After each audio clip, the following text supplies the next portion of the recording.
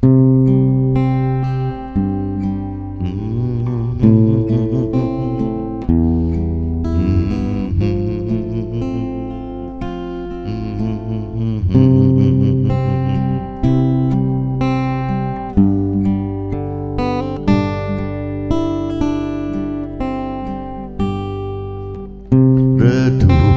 terasa gelap hidupku di masa lalu yang penuh dosa.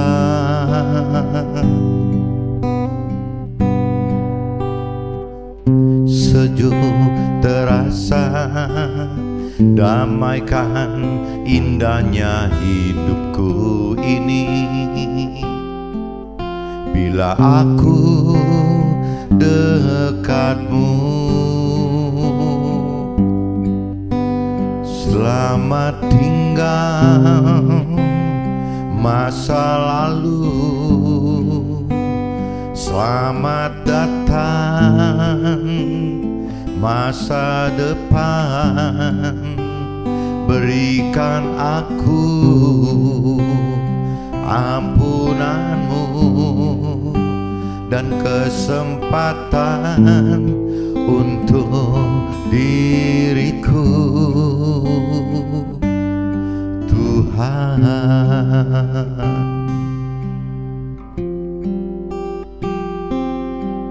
Redup terasa gelap hidupku di masa lalu yang penuh dosa. Sejuk terasa damaikan indahnya hidupku ini bila aku dekatmu.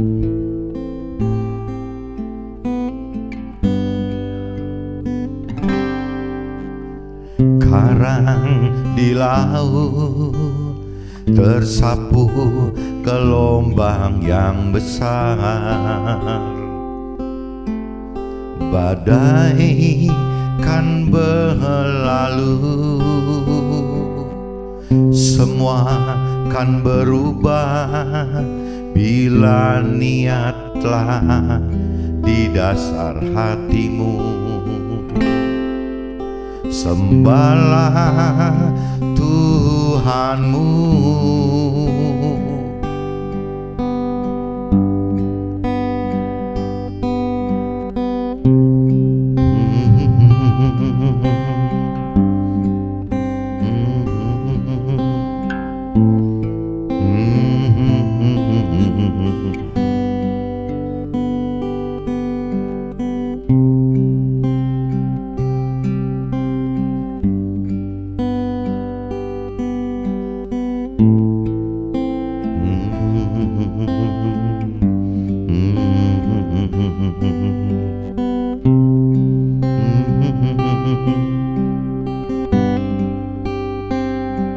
Selamat tinggal masa lalu, selamat datang masa depan. Berikan aku ampunanmu dan kesempatan untuk diriku, Tuhan.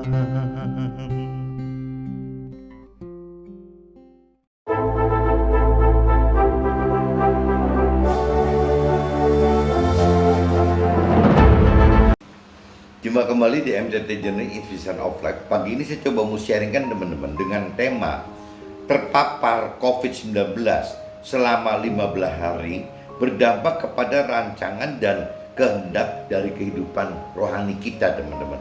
Bisa sampai bukan cuma terpapar aja, teman-teman. Mungkin kalau yang sudah gawat sekali bukan terpapar saja tapi terkapar gitu, sampai sudah tidak bisa apa-apa gitu. Jadi terpapar atau terkapar COVID-19 selama 15 hari itu akan berdampak kepada rancangan dan kehendak kehidupan kita, baik duniawi dan rohani kita, teman-teman. Nah, ini saya coba mau sharingkan, tapi sebelumnya saya coba mau baca dengan dasar firman dulu, teman-teman, dari kitab Yohanes pasal 4 ayat 31 sampai 42, dan nanti disambung dari kitab Matius, teman-teman, pasal 6 ayat 25-34. Nah, ini teman-teman cari kitab Yohanes dulu, teman-teman. Kitab Yohanes pasal 4 ayatnya 31 sampai 42, teman-teman. Sementara itu murid-muridnya mengajak dia, katanya, "Rabi, makanlah." Akan tetapi Nabi Isa, ini cerita Nabi Isa ya. Jadi sementara itu murid-muridnya Nabi Isa mengajak Nabi Isa, katanya, "Rabi, makanlah." Akan tetapi Nabi Isa berkata kepada mereka, "Padaku ada makanan tidak kamu kenal."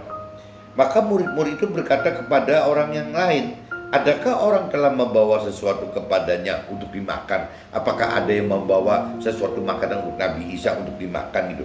Nah, kata Nabi Isa kepada mereka, "Makananku ialah melakukan kehendak Tuhan Allah yang mengutus Nabi Isa dan menyelesaikan pekerjaan Tuhan Allah." Gitu.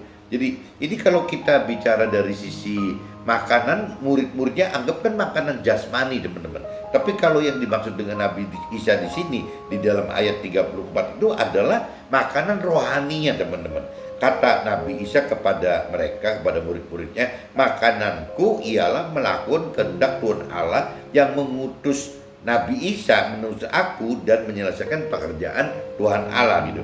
Jadi makanan rohani itu adalah melakukan kehendak Tuhan Allah, teman-teman. Ya, melakukan kehendak Tuhan Allah sampai selesai gitu. Apa kehendak Tuhan Allahnya? Sampai selesai gitu. "Bukankah kamu mengatakan 4 bulan lagi tibalah musim menuai? Tetapi aku berkata kepadamu, lihatlah sekelilingmu dan pandanglah ladang-ladang yang sudah menguning dan matang untuk dituai. Sekarang juga penuai telah menerima upahnya. Ia mengumpulkan buah untuk hidup yang kekal, sehingga penabur dan penuai sama-sama bersuka cita. Sebab dalam hal ini berenalah peribahasa, yang seorang menabur dan yang lain menuai. Aku mengutus kamu untuk menuai apa yang tidak kamu usahakan. Orang lain berusaha dan kamu datang memetik hasil usaha mereka." Dan banyak orang Samaria dari kota itu telah menjadi percaya kepadanya karena perkataan perempuan itu yang bersaksi. Ia mengatakan kepadaku, si Nabi Isa mengatakan kepada wanita Samaria itu, segala sesuatu yang telah kuperbuat. Nah, ini sebelum masuk ke ayat 40, teman-teman, kita balik ke ayat 38 dulu gitu. Aku mengutus kamu untuk menuai apa yang tidak kamu usahakan. Orang lain berusaha untuk kamu datang memetik hasil usaha mereka. Nah, ini dalam hal rohani, teman-teman. Jadi Tuhan Allah itu, firman Tuhan itu menugaskan kita, teman-teman.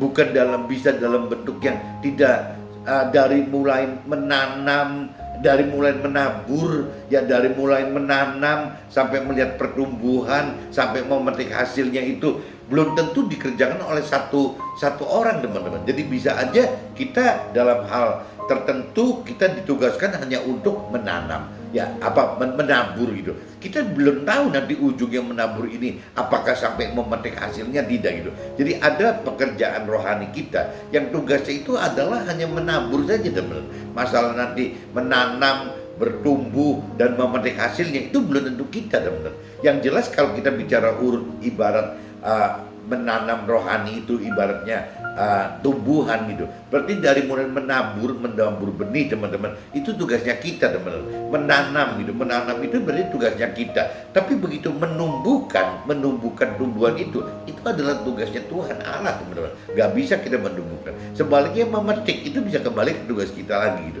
Jadi harus ada kolaborasi antara kerja manusia-manusia dengan Tuhan Allah. Saya sebut manusia-manusia karena belum tentu yang menabur itu si A, yang menanam itu si A. Kalau yang menumbuhkan itu berarti Tuhan Allah, dan yang namanya memetik itu harus si A lagi. Belum tentu, teman-teman. Jadi A bisa juga yang waktu A yang menabur, nanti yang menanamnya berarti mungkin si B, yang menumbuhkan berarti Tuhan Allah, yang memetiknya adalah si C gitu. Jadi kemungkinannya bisa begitu, teman-teman. Jadi kita jangan sampai seolah-olah cuman stop mati, seolah-olah tidak bergerak. Waktu kita ada A, berarti kita lakukan A gitu untuk menabur, ya kita melakukan A juga untuk menanam, ya kalau perlu kita ngotot sampai berdarah-darah juga untuk A juga untuk menumbuhkan, padahal mestinya tugasnya Tuhan Allah gitu. Nah, sampai menunggu memetiknya si A juga sampai memetiknya. Di sini kan kayaknya nggak terjadi begini kalau yang firman Tuhan katakan seperti itu gitu. Jadi apa sih di sini kan di ayat 37 juga dinyatakan sebab dalam hal ini benarlah peribahasa yang seorang menabur dan yang lain menuai. Jadi memang urutannya begitu, ada yang menabur, ya ada yang menanam, yang menumbuhkan pasti Tuhan Allah, dan yang memetik hasilnya ya bisa orang lain lagi gitu. Jadi bisa A, bisa B, bisa A yang menabur, bisa B yang menanam, bisa C Tuhan Allah pasti yang menumbuhkan, yang bisa D yang memetik, bisa si C gitu yang memetik. Jadi biar keterlibatan manusia itu bisa di A yang menabur, bisa di B yang menanam. Kalau Tuhan Allah berarti ada di fungsi menumbuhkan, nah bisa si C yang memetik hasilnya, teman-teman.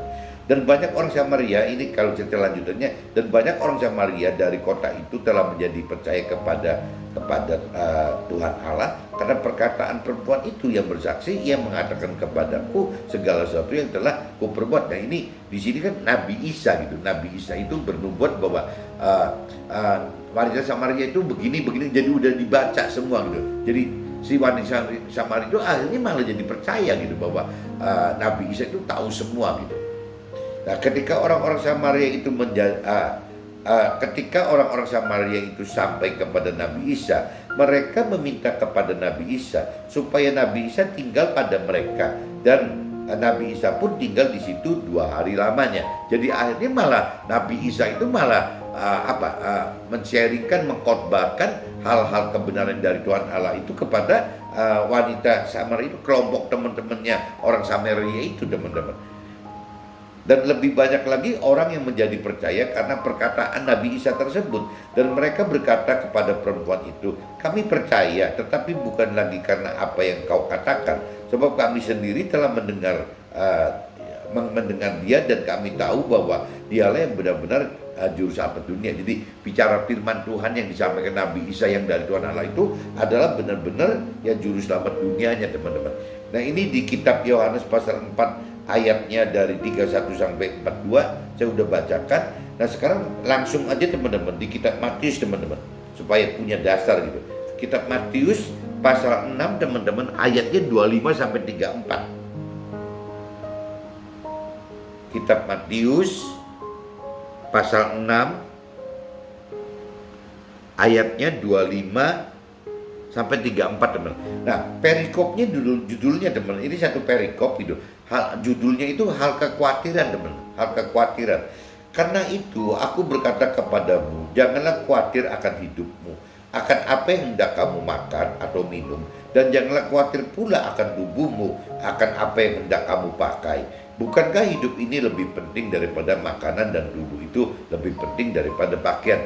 Jadi firman Tuhan melalui Nabi Isa pertegas bahwa hidup itu yang penting bukan makan, minum, dan pakaiannya, tapi yang di dalam loh, yang butuh makan, yang butuh minum, yang butuh pakaian itu kan berarti kan hidup kitanya itu lebih penting, teman-teman. Jadi Nabi Isa ajarkan seperti itu, firman Tuhan juga ajarkan seperti itu gitu. Pandanglah burung-burung di langit yang tidak menabur dan tidak menuai dan tidak mengumpulkan berkat bekal dalam lumbung, namun diberi makan oleh Tuhan Allah yang di surga gitu. Bukankah kamu jauh melebihi burung-burung itu? Jadi Nabi Isa, firman Tuhan katakan gitu, Tuhan Allah mengingatkan bahwa pandanglah burung-burung di langit gitu, yang tidak menabur, dia tidak pernah menabur makanan minuman, dan tidak menuai dan tidak mengumpulkan, tidak menuai dan tidak mengumpulkan bekal dalam lumbung. Jadi burung itu tidak ada cerita beda dengan manusia, teman-teman. Kalau dengan manusia kan istilahnya makanan dikumpulin, minuman dikumpulin untuk stok, misalnya berapa hari, berapa minggu, atau berapa bulan, atau berapa tahun gitu. Nah kalau bicara burung pipit ini diumpamakan itu kan tidak pernah mikir begitu, teman-teman. Jadi apa yang dia makan hari ini ya untuk hari ini gitu. Coba teman-teman perhatikan ya, kalau binatang liar, burung pipit yang liar gitu loh, tidak ada di rumahnya itu nanti ada satu piring, satu mangkok gitu untuk tempat biji-bijian atau tempat untuk minum gitu ya, nggak ada gitu. Jadi burung pipit itu benar-benar setiap hari itu tidak pernah, ya itu yang firman katakan, tidak pernah menabur, tidak pernah menuai, tidak pernah mengumpulkan bekal dalam lumbung gitu. Bener teman-teman, kalau teman-teman perhatikan begitu. Burung pipit itu nekat sekali tuh. Ya bener-bener kalau untuk hari ini dia makan, ya dia makan untuk ini hari saja gitu.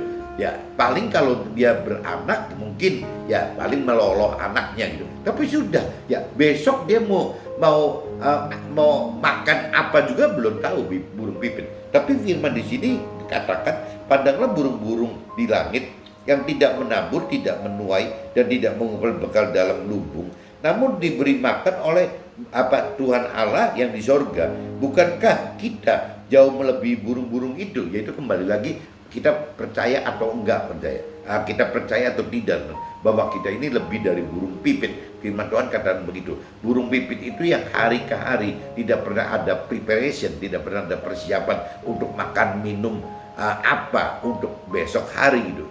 Ya tetap dipelihara sama Tuhan, apalagi manusia gitu. Siapakah di antara kita yang karena kekhawatirannya dapat menambahkan sehasta saja pada jalan hidupnya? Dan mengapa kita khawatir akan pakaian? Perhatikanlah bunga bakung di ladang yang tumbuh tanpa bekerja dan tanpa memintal. Namun aku berkata kepadamu, Salomo dalam segala kemegahannya pun tidak berpakaian seindah salah satu dari bunga itu. Jadi jika demikian Allah mendanai rumput di ladang yang hari ini ada dan besok dibuang ke dalam api, tidakkah ia akan melebihi lagi mendanai kamu, hai orang-orang yang kurang percaya? Firman Tuhan katakan seperti itu teman-teman.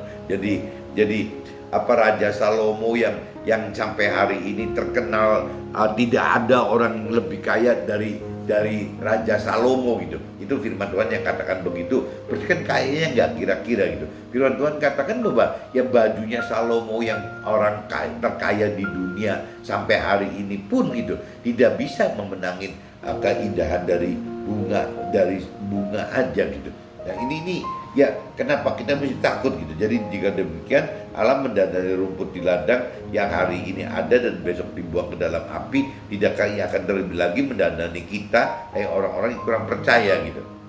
Sebab itu janganlah kita khawatir dan berkata, apakah yang akan kita makan, apakah yang akan kita minum, apakah yang akan kita pakai gitu.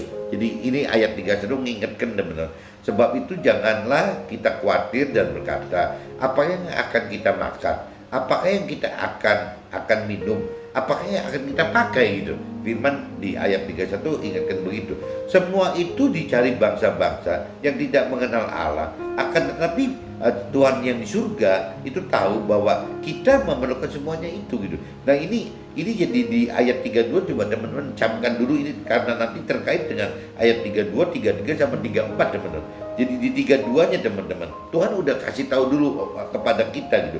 Semua itu jadi kalau bicara orang yang meributkan makanan, yang meributkan minuman, yang meributkan pakaian, itu bagi Tuhan di ayat 32 dinyatakan bahwa semua itu dicari bangsa-bangsa yang tidak mengenal Allah. Akan tetapi Tuhan Allah yang di surga tahu bahwa kita memerlukan semua itu.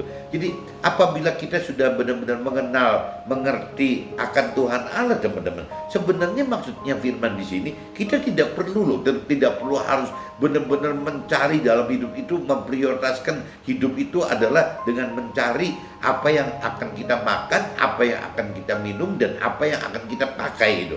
Karena Tuhan sudah tahu gitu. Ya Tuhan yang akan tambahkan kebutuhan itu. Tapi kalau orang yang belum mengenal Tuhan Allah, belum mengerti Tuhan Allah, ya pasti orang itu akan mentargetkan hidupnya untuk mendapatkan apa yang dimakan, apa yang diminum, dan apa yang akan dipakai.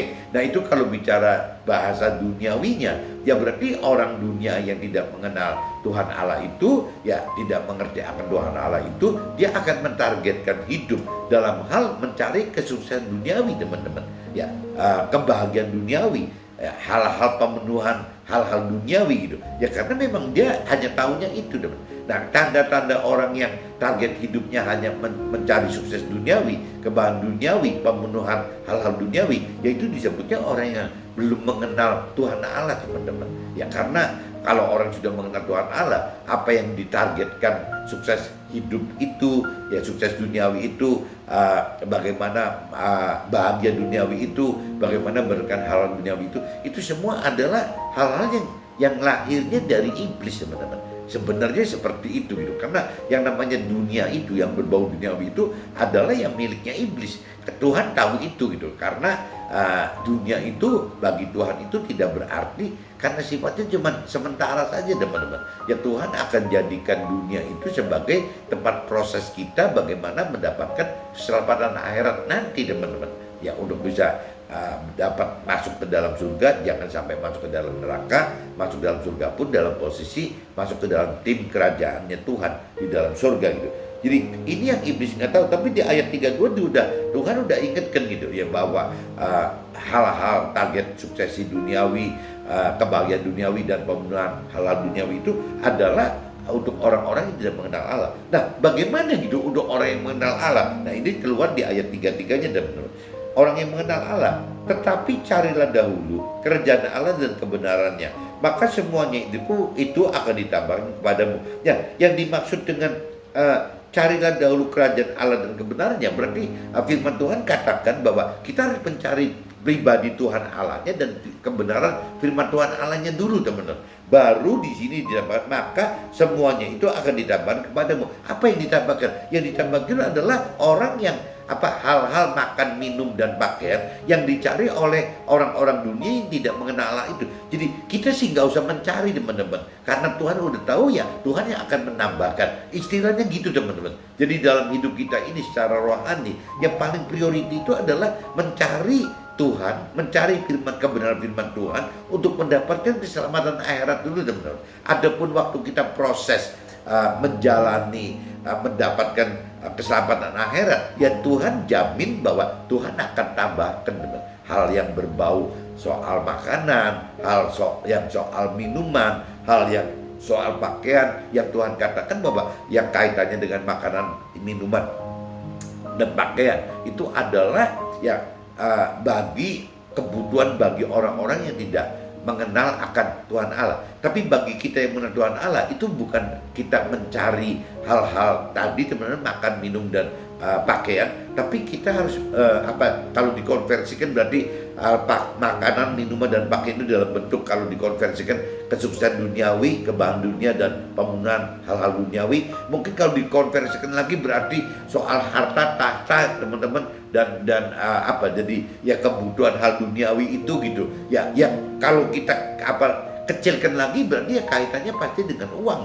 Bagaimana istilahnya, kita jangan gara-gara makanan, minuman, dan pakaian itu akhirnya kita ujung-ujungnya cinta uang. Karena cinta uang itu firman Tuhan katakan akan sulit, akan sukar gitu, sangat sukar ya, sulit sekali, sukar sekali untuk bisa masuk ke dalam kerajaan surga, untuk mendapatkan keselamatan akhirat ya yang Tuhan janjikan, untuk mendapatkan kedamaian, damai sejahtera yang kekal yang Tuhan janjikan. Nah, ini maksudnya gitu, teman-teman. Jadi sekali lagi saya juga baru tahu belakangan ini bahwa tetapi carilah dahulu kerajaan Allah dan kebenarannya, maka semuanya itu akan ditambahkan kepadamu. Nah, kalau dulu saya sebelum mengerti lebih dalam akan firman Tuhan, saya pikir ya sudah, saya mencari Tuhan, saya mencari firman Tuhan dengan harapan gitu, ya saya akan juga mendapatkan tambahannya, ya hal makanan, minuman, dan pakaian tadi. Tapi setelah saya makin lebih mengerti firman Tuhan, ternyata kenapa saya mesti mencari yang dimakan, diminum, dan yang dipakai gitu. Padahal yang dimakan, minum, dan pakai itu adalah orang-orang yang tidak mengenal Tuhan Allah. Kalau saya sudah lebih mengenal Tuhan Allah, itu nggak usah dicari, teman-teman. Ya Tuhan akan sediakan karena Tuhan tahu gitu. Ya ini di ayat 32 kan tadi udah dikatakan semua itu dicari bangsa-bangsa yang tidak mengenal Allah. Akan tetapi Tuhan Allah di sorga tahu bahwa kita memerlukan semuanya itu kok. Nah, itu yang cerita di ayat 32-nya. Di ayat 33, maka semuanya itu akan ditambahkan kepada kita gitu. Jadi apa gunanya kita mencari itu? Toh Tuhan sudah tahu bahwa kita butuh itu, dan Tuhan janji sudah ditambahkan itu. Ya, itu tinggal masalah iman percaya kita aja, teman. dengan adanya firman di 3233 ini, maksudnya ya apalagi kalau ditambah lagi dengan yang terkapar COVID itu kan lebih gawat lagi teman-teman. Ini mungkin masuk ke ayat 34-nya, sebab itu janganlah kita khawatir akan hari besok, karena hari besok mempunyai kesulitan sendiri, kesulitan sehari cukuplah untuk sehari. Nah, ayat 34 ini maksud saya teman-teman, dengan sharing pagi ini masalah terpapar bahkan sampai terkapar karena COVID-19, itu harusnya benar-benar berkat rohani, bukan duniawi teman-teman. Berkat rohani yang bisa merubah persepsi manusia teman-teman. Jadi berbahagialah orang yang sudah pernah terpapar dan terkapar COVID-19 dan selamat teman-teman. Nah ini harusnya harus mengalami perubahan teman-teman. Gak bisa hidupnya biasa-biasa saja gitu. Ini kelewatan kalau sampai orang yang sudah pernah terkapar COVID-19 sampai diisolasi mandiri selama 15 hari rata-rata gitu. Ya tidak mengerti akan rancangan kehendak Tuhan bagi mereka lebih dalam itu kelewatan sekali teman. Karena kalau buat saya ya mestinya terpapar dan terkapar COVID dari cerita mereka yang terpapar dan terkapar COVID ini sudah benar-benar ternyuh di hati itu, benar-benar Tuhan itu ada gitu. Nah kita kan nggak ngarepin sampai kita terpapar dan terkapar karena COVID teman. Ya kalau kita tidak degil gitu, kita tidak degil, ya harusnya kita cukup mendengar cerita dari keluarga kita, teman kita, atau orang-orang yang sudah mengalami terpapar dan terkapar karena COVID-19 itu, ya cukup teman untuk kita bisa menangkap maknanya kita harus apa gitu. Nah ini saya sudah bacakan begini, jadi kembali lagi yang paling penting di kitab Matius pasal 6 ayat 32, 33, 34 itu nyambung teman-teman. Jadi ya kalau kita bicara benar-benar kita mencari Tuhan pribadinya dan mencari kebenaran firman Tuhan secara benar gitu, real, mencari kebenaran firman Tuhan, ya ujungnya gitu teman. Jadi bukan untuk mendapatkan, bukan untuk mencari hal-hal yang kesusahan duniawi, bukan hal-hal yang kebahagiaan duniawi, bukan bangunan duniawi, bukan bicara ribut kumpulin harta, bukan uber kedudukan di tahtanya, bukan untuk sok-sokan memiliki segala macam hal duniawi. Ya kembali lagi yang Tuhan ingatkan itu ya kita harus bisa memprioritaskan nomor satu dalam hidup itu bagaimana mendapatkan keselamatan akhirat, bagaimana untuk mendapatkan damai sejahtera yang kekal gitu yang Tuhan janjikan di dalam sorga, dan bagaimana bisa hidup sebagai tim kerajaan Tuhan di dalam sorga itu teman. Jadi sasarannya beda teman-teman. Mudah-mudahan teman-teman makin mengerti akan firman Tuhan, makin dewasa rohani, makin tahu gitu bahwa yang penting adalah hidup mencari Tuhan Allah secara pribadinya maupun firman Tuhan Allah untuk bicara kebenaran hidupnya gitu. Nah adapun masalah yang tambahannya yang berkaitan dengan harta, tahta dan kebutuhan duniawi, yaitu atau mungkin urusan uang gitu, yaitu biarin Tuhan yang menambahkan aja, karena Tuhan sudah tahu gitu apa yang kita butuhkan. Ini saya sudah bacakan di kitab Yohanes pasal 4 ayat 31 sampai 42 teman-teman, dan kitab Matius pasal 6 ayat 25 sampai 34. Nah ini saya coba masuk ke draftnya aja teman-teman. Mengamati keluarga atau teman dan orang-orang yang aktif di sosial media yang terpapar bahkan terkapar gitu karena COVID-19 selama 15 hari, umumnya gitu teman-teman. Tapi meskipun ada yang 15 hari kan kurang lebih 2 minggu teman-teman. Tapi ada teman-teman kalau menurut cerita-cerita yang terpapar atau terkapar COVID itu, jadi seminggu sebelumnya badannya udah gak enak teman-teman. Nah setelah 15 hari pun kadang-kadang badannya gak enak. Jadi total COVID itu sebenarnya ya kurang lebih 4 minggu sebenarnya. Jadi 1 minggu sebelumnya, 2 minggu waktu terkapar karena COVID-19, dan 1 minggu masalah penyembuhan gitu. Jadi kurang lebih sebulan teman-teman. Tapi sebenarnya yang paling bahaya itu kan 2 minggunya teman-teman. Jadi 15 harinya itu gitu. Nah ini mengamati keluarga dan teman-teman dan orang-orang yang aktif di sosial media yang terpapar bahkan terkapar COVID-19 selama 15 hari, khususnya terkait dengan perihal rohani gitu. Jadi kaitannya COVID-19 dengan rohani ternyata berbeda-beda teman-teman, dan nyata sekali akan terkait dengan ini. Jadi kalau saya pelajari itu apakah karakter manusianya, soal kelembutan hatinya gitu, kekerasan karakter, serta misalnya kekasaran tingkah lakunya gitu, itu ternyata tidak menjamin, maksudnya orang yang lembut hatinya itu ya gara-gara terpapar dan terkapar karena COVID-19 itu ya dia jadi benar-benar mencari Tuhan gitu, ya benar-benar mengisi sisa hidupnya itu benar-benar melakukan firman Tuhan gitu. Ternyata tidak dijamin, teman-teman. Ada orang yang dengan lembut hati, meskipun lembut hati tapi tenang-tenang aja tuh ya dianggapnya kayak biasa aja tuh, habis lewat masalah sakit biasa aja gitu. Nah, padahal orang yang kasar gitu, orang yang kaku, orang yang keras hidupnya gitu, yang karakternya benar-benar keras dan pandai sekali, pintar sekali, itu malah begitu kena COVID itu, terpapar dan terkapar oleh karena COVID itu benar-benar berubah gitu.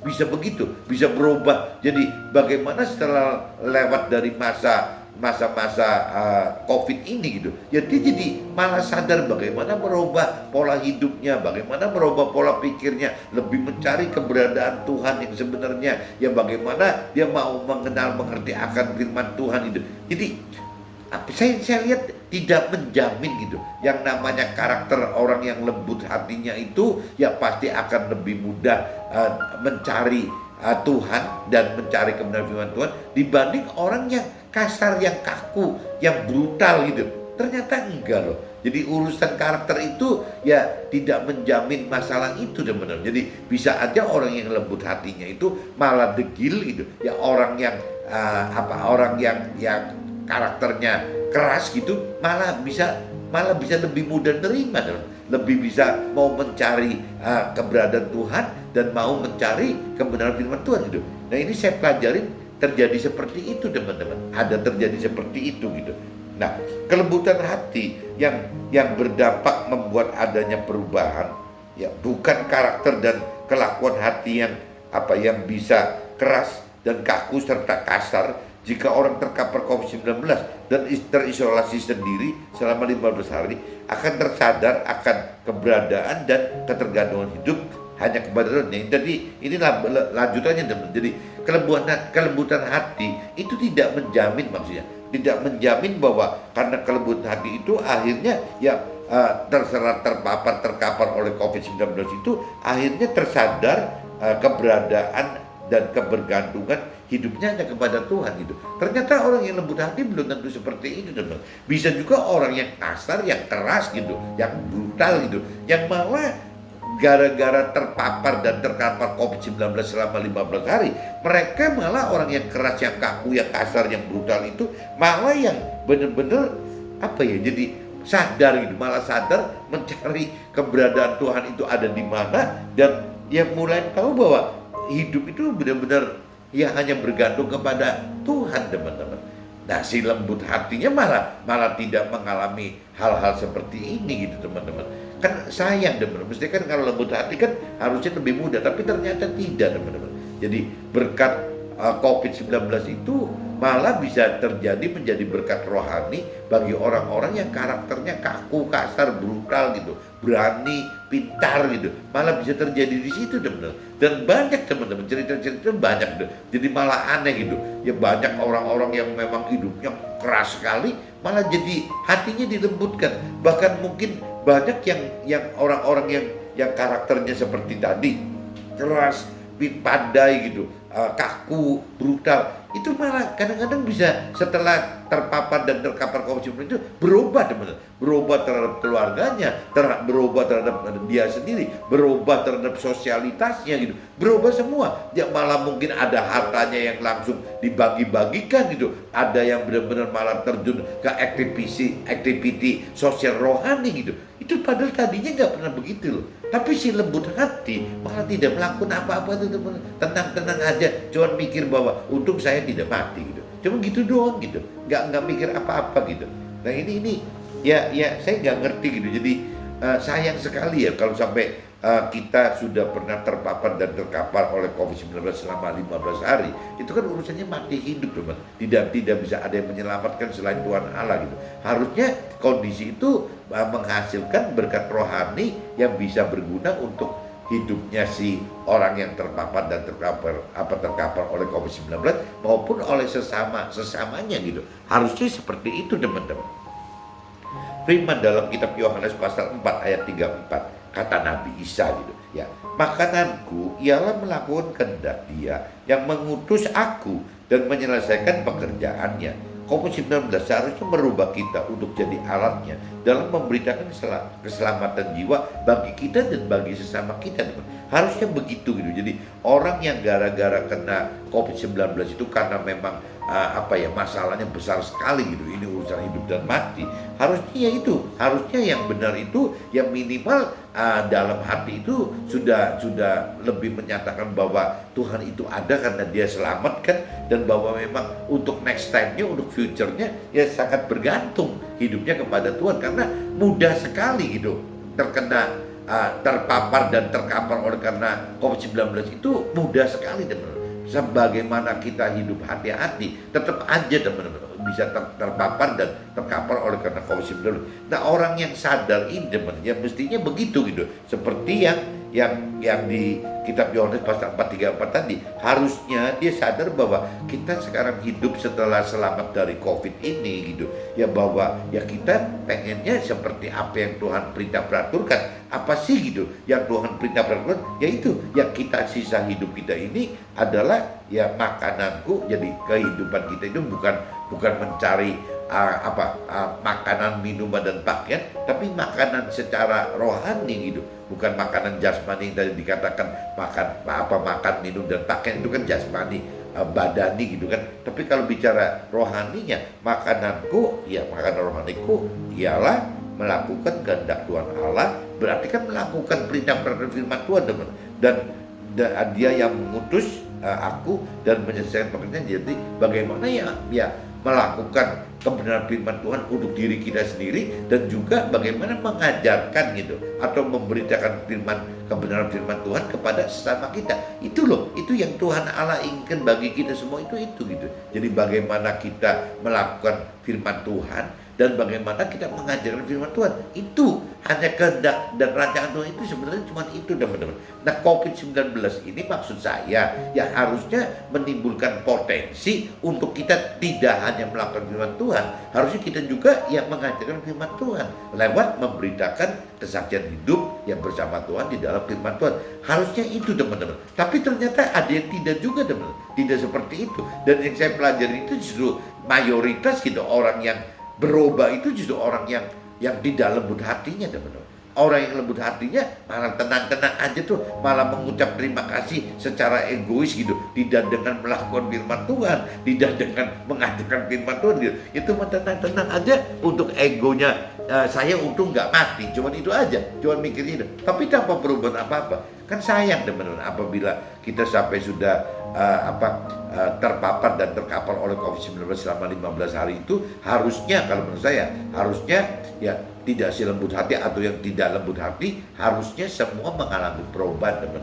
Karena itu secara rasio tidak ada yang bisa ngobatin COVID-19 itu bagaimana itu sampai hari ini tidak ada teman. Yang bisa cuma menjaga saja gitu. Jadi kalau orang sampai terpapar dan terkapar COVID-19 itu sangat mungkin gitu. Meskipun hidupnya benar-benar hati-hati sekali, prokes kesehatannya, protokol kesehatan jalan. Tapi kalau memang udah kena nggak bisa nolak kok teman. Memang nggak bisa gitu.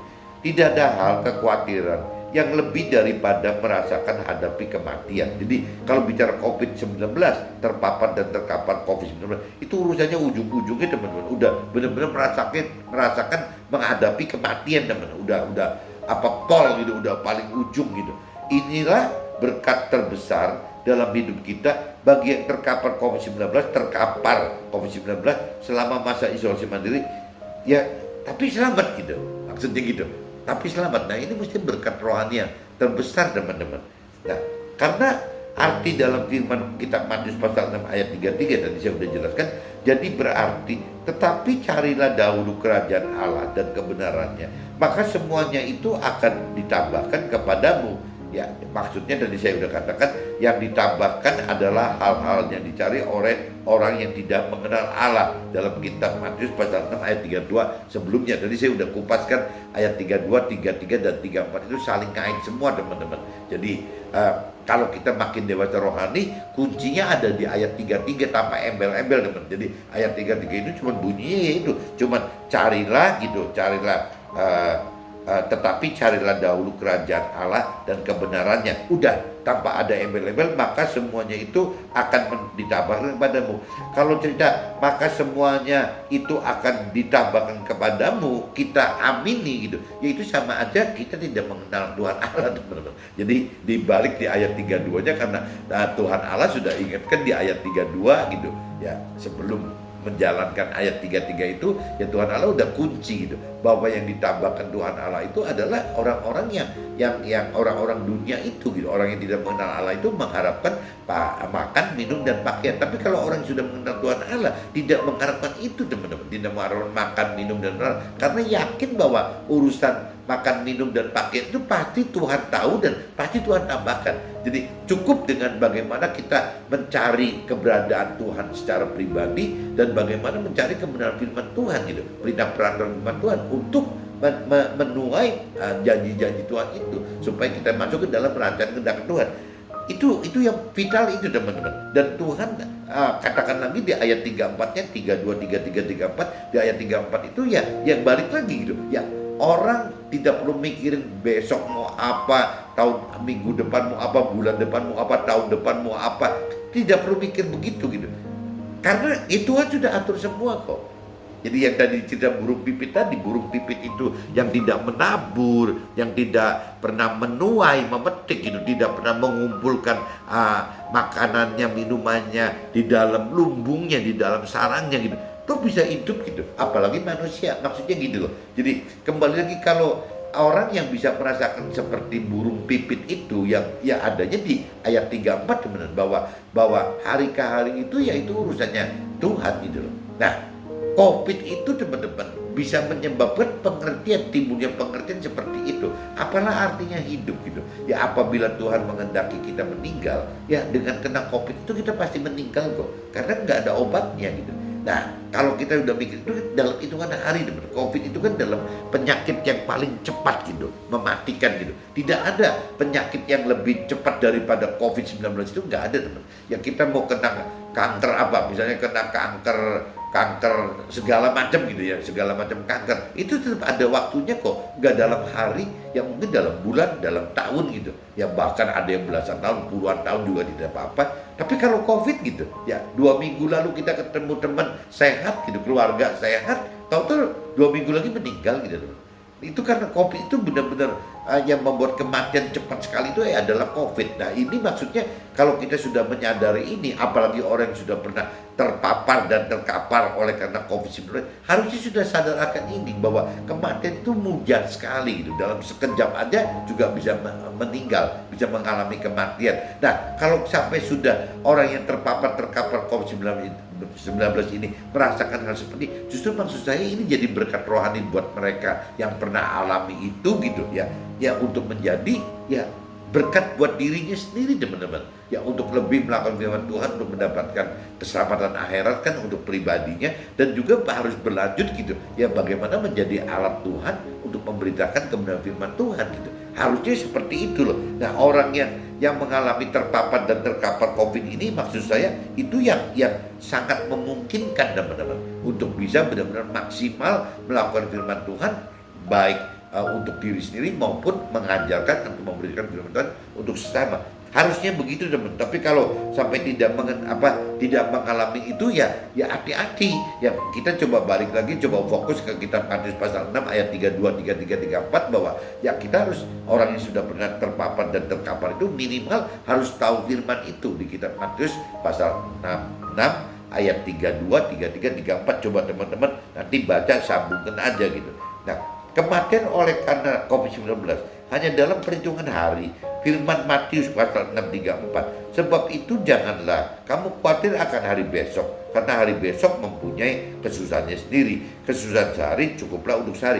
Nah ini kan yang ditekankan orang yang sudah pernah terpapar dan terkapar COVID-19 selama 15 hari, itu bicara masa hidup dan matinya seseorang gitu teman-teman. Ya ini kembali lagi, sebab itu janganlah kita khawatir. Jadi kita nggak usah sekarang setelah sembuh teman-teman, setelah kita mendapatkan kesembuhan COVID itu berarti kita mendapatkan berkat rohani teman-teman. Nah setelah sembuh itu ya kita jangan balik lagi seperti manusia lama kita. Kita harus berbalik ke manusia baru kita dengan pola pikir gitu ya. Sebab itu janganlah kita khawatir akan hari besok. Jadi kita udah nggak boleh khawatir lagi teman-teman. Ya bagaimana nanti kita dengan dengan makanan kita, dengan minuman kita, dengan pakaian kita nggak usah khawatir lagi dengan nanti bagaimana dengan nasib anak-anak kita. Nanti kita nggak usah khawatir lagi dengan nasibnya orang tua kita, dengan pasangan kita, dengan keluarga kita. Karena semua itu ya Tuhan sudah rencanakan dan rancangan terbaik buat kita teman-teman. Jadi di sini dikatakan kan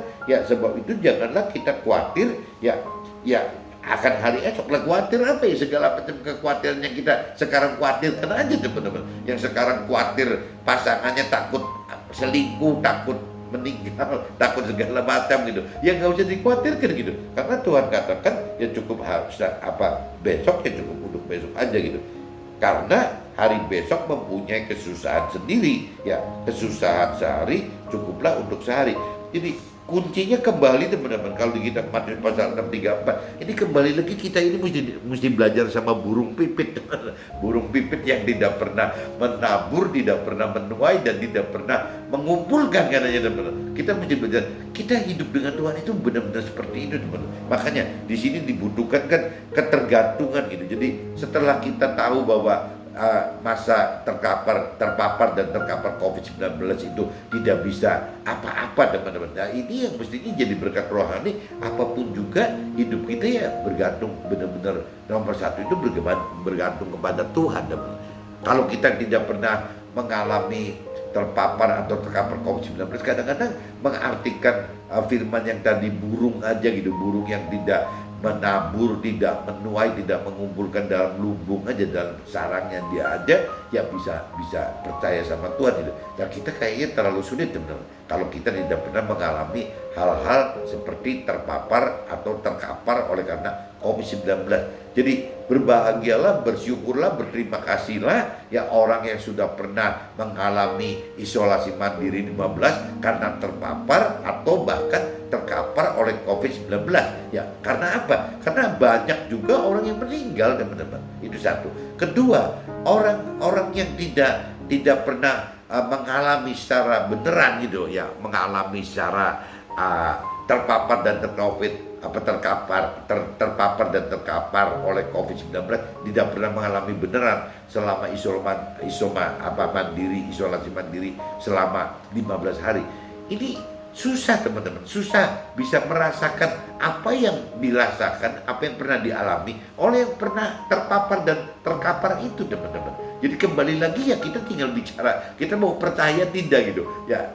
Kalau bisa kita nggak perlu ngalamin masalah isolasi mandiri 15 hari gitu, karena riskan sekali teman. Jadi kita cuma cukup beriman percaya bahwa ya dari apa yang dialami oleh teman-teman kita itu, oleh keluarga kita itu bisa juga terjadi pada kita. Nah apabila tidak terjadi pada kita ya kita bisa sadar itu tidak ya. Jangan sampai kita setelah mengalami terpapar dan terkapar COVID-19 baru timbul gitu ketergantungan kita kepada Tuhan, benar-benar bergantung kepada Tuhan gitu. Ya sebenarnya kalaupun misalnya kita beriman percaya firman Tuhan, sebenarnya tidak perlu cerita COVID-19. Sebenarnya yang namanya firman yang cerita burung pipit saja, ya burung yang tidak menabur, tidak menuai dan tidak mengumpulkan aja sebenarnya sudah menjadi contoh teman-teman. Tapi kan kita sebagai manusia kadang-kadang menganggap enteng, ya itu kan burung gitu. Ya kalaupun burung itu misalnya besok nggak dapat makan, nggak dapat minum, jangan-jangan paling pol-polnya mati. Ya kalau burungnya mati juga siapa yang peduli gitu. Mungkin manusia mikirnya begitu teman-teman. Jadi bukannya bicara positive thinking bahwa firman Tuhan katakan mengumpamakan seperti burung itu misalnya, ya kita kan lebih dari burung gitu ya, burung aja tidak mati kok gitu. Tapi kalau manusia pola pikirnya kebalik teman-teman. Kalau burung mati itu siapa yang ributin gitu, apalagi burung pipit ya murah sekali. Sekarang pun kalau mungkin zaman sekarang tahun 2021 beli burung pipit Mungkin berapa ribu rupiah aja bisa kebeli teman-teman. Jadi dianggapnya murah banget kayak untuk bayar parkir aja gitu. Dianggapnya gitu. Tapi dalam Tuhan, burung pipit atau manusia atau makhluk hidup apapun juga tetap kan berharga teman-teman. Jadi maksud Tuhan malah kembalikan di situ gitu. Kalau burung pipit Tuhan bisa piara seperti itu, ya si burung pipit tidak pernah mikir bagaimana menabur, bagaimana menuai, bagaimana mengumpul raja. Tuhan perhatikan gitu, tidak mati gitu. Apalagi manusia gitu, yang lebih-lebih daripada burung pipit. Tapi kalau firmannya cuma bunyi begitu teman-teman, kita kayaknya susah gitu. Ya untuk bisa percaya firman itu susah.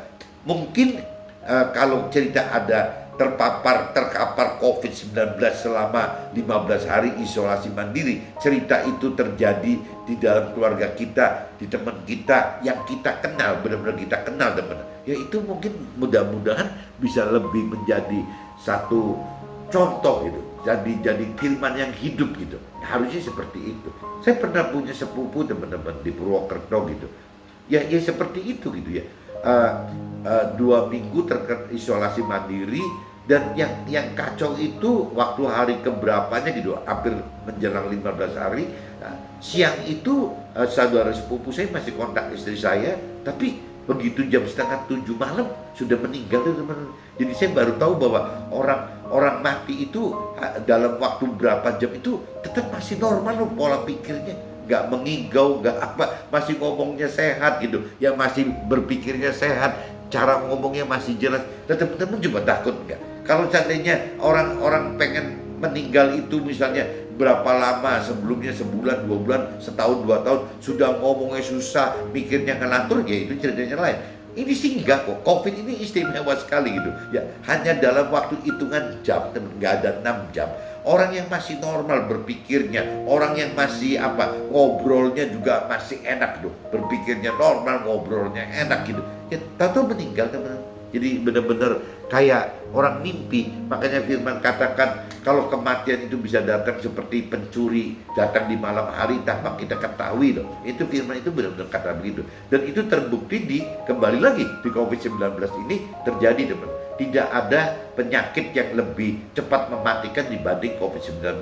Sehingga orang yang sudah pernah terpapar dan terkapar oleh COVID-19 harusnya buruan gitu. Ya hidup bergantung kepada Tuhan secara total. Dan kita yang pernah mengenal pribadi dengan keluarga kita atau dengan teman kita yang terpapar dan terkapar COVID-19, lepas sembuh atau tidak sembuh, ya kita juga harus cepatnya sadar teman-teman. Kita itu harus bergantung sama Tuhan tanpa harus menunggu kita yang gantian terpapar dan terkapar dan terkapar oleh COVID-19.